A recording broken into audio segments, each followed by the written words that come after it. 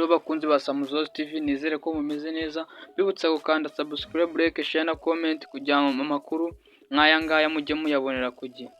Tudatinze rero ko dutangira umuherwe Elon Musk yerekanye Trump nka perezida ubereye kuyobora USA.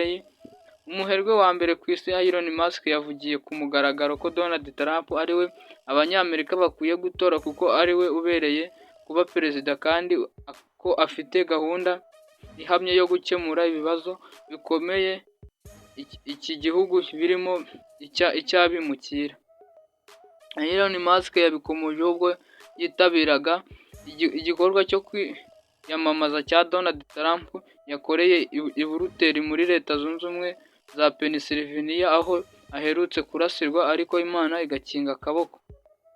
Abantu bari hafi ibihumbi 30 bari bamutegereje, aho benshi bategereje igihe cy'amasaha arenga 5 kugira ngo bagere ku kibuga aho Trump yari buhurire n'abamushyigikiye. Hari hashize amezi 3 icyo gikorwa kibaye.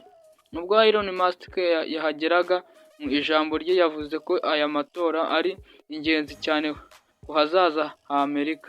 Avuga ko aya matora afite agaciro gakomeye ku banyamerika bose.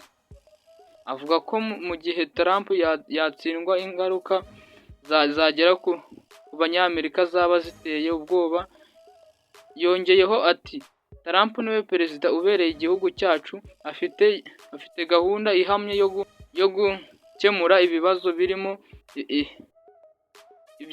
iby'abimukira n'impunzi ndetse n'ingamba zo kugenzura ibivugirwa ku mbuga nkoranyambaga. Ni mu gihe Donald Trump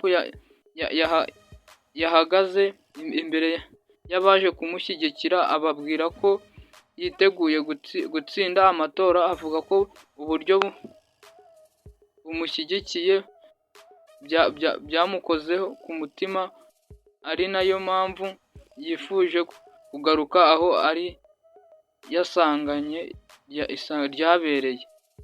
Elon Musk yavuze ko Trump ariwe perezida ubereye USA, kandi Elon Musk yishimiye guherekeza Trump ku rubyiniro. Yanabyinnye ibintu biraceka, abantu baraserebura, byari neza cyane rwose. Rero nkomeza mbibutsa gukanda subscribe, like, share na comment kugira ngo amakuru nk'aya mujye muyabonera ku gihe. Thank you.